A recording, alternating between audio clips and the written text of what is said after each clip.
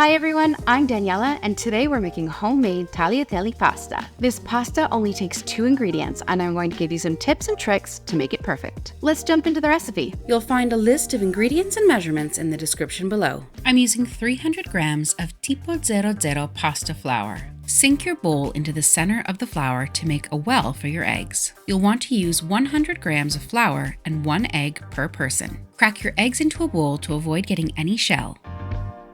Pour your eggs into the well of your flour, and then with a fork, start whisking your eggs.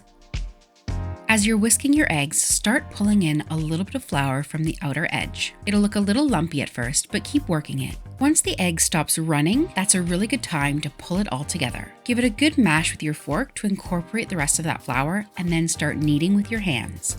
I like to keep a bench scraper nearby just to scrape up any bits of pasta that might stick to the work surface. And just like you would a bread dough, you're going to knead your pasta. Push the dough away from you and then pull it back on itself, repeating this over and over. Eventually, the dough will absorb all of that flour.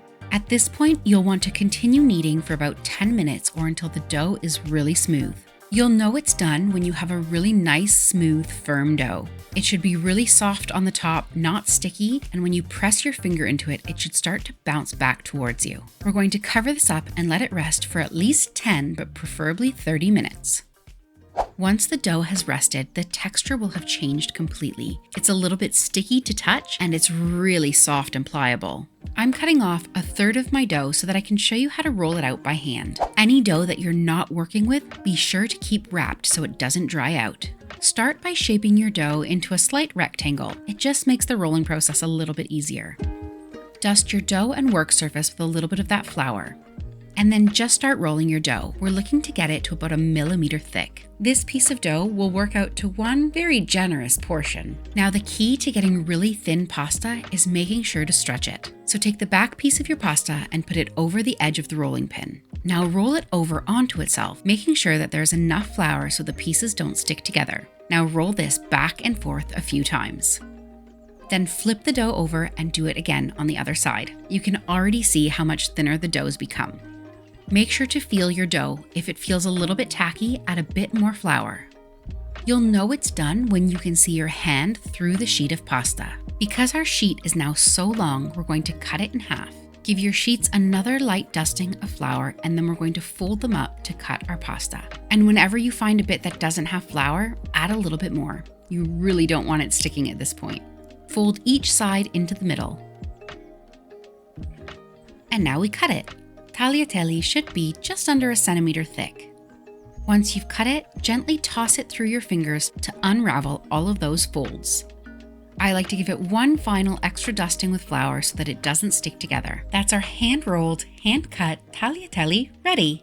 The process with the pasta machine is not much different. You'll still want to press your dough into a rectangle. Make sure the piece of dough isn't wider than the width of your hand so that it easily flows through the pasta machine. Turn on your mixer to the lowest speed. When using your mixer to make pasta, you never want to go higher than the lowest setting. On the thickest setting, start feeding your pasta through. You can see how it widens instantly, so if you made your piece too wide to begin with, it would get stuck in the side of the machine. Now that the dough's been passed through once, you want to fold it over on itself into thirds. This just helps give a little extra structure to the pasta. You'll pass this piece back through the machine, still on the thickest setting, in the opposite direction that you did it the first time. You'll want to pass your dough through the pasta machine twice on each setting, working your way from thickest to thinnest. If your dough starts to feel a little bit sticky, add some more flour. By the time you get to setting 3 or 4, your sheet will be pretty long, so I like to cut mine in half to make it easier to work with. Once your pasta is the desired thickness, you can start folding it up just like I showed you when making by hand, making sure that there's plenty of flour on your dough. Most pasta machines don't have the right width for tagliatelle, so I'm going to cut this by hand. And then just cut your pasta, just smaller than 1 centimeter. Unravel all of your cut pasta, giving it another gentle dusting of flour. Once you drop this into salted boiling water, it'll cook within a minute. So make sure that whatever sauce you're using, you have ready to go. Alternatively, freeze portions of your pasta on a flat baking tray. It only needs to freeze for a couple of hours, and then you can pop them in a bag and store them in the freezer. And if you want to make another Italian recipe from scratch, check out my classic tiramisu. Thanks for watching. Hit that subscribe button, and I'll see you next week. Buon appetito!